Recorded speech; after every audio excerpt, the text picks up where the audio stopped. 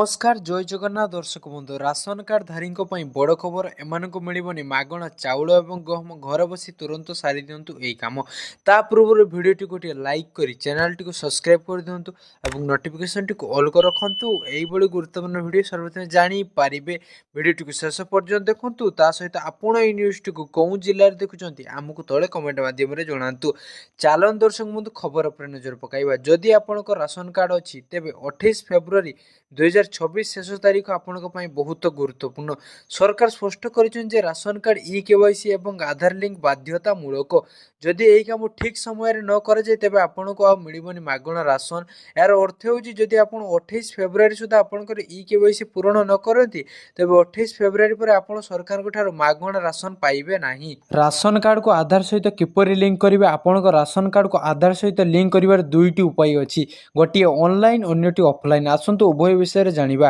घर online update करंतु आपणक राज्यर खाद्य एवं नागरिक जोगाण विभाग पीडीएस पोर्टाल ऑफिशियल वेबसाइट परिदर्शन करंतु link Aadhaar with ration card किंबा इ केवाईसी विकल्प पर क्लिक करंतु आपणक राशन कार्ड नंबर एवं आधार नंबर लिखंतु आपणक आधार लिंक होइतिबा मोबाइल नंबर को एक ओटीपी पठा जिवो एही ओटीपी को बॉक्स रे भरंतु प्रक्रिया समाप्त होया पर आपण सक्सेस मेसेज पाइबे। ऑफलाइन प्रक्रिया कोन जानंतु आपणक निकटस्थ राशन कार्ड दुकान बा पीडीएस दुकान परिदर्शन करंतु आपणक राशन कार्ड एवं परिवार समस्त सदस्य आधार कार्ड फोटोकॉपी आणंतु डीलर आपणकर बायोमेट्रिक्स मशीन ने आपणक केवाईसी ई पोस्ट मशीन माध्यम तुरंत अपडेट हो जिवो जदि आपण आपणक राशन कार्ड लिंक न करन तेबे कोन हेबो फेब्रुआरी 28 पर केवाईसी बिना कार्य गुड़िक इनएक्टिव हो जिवो जहाद्वारा आपण गहम चाउल कि अन्य सामग्री पाई परिबे नाही। नाम बाद दिया जाय पारे जेउ परिवार सदस्य आधार लिंक होई नै तांको नाम राशन कार्ड बाद दिया जिवो सरकारी योजना वंचित हेबा राशन कार्ड केवल खाद्य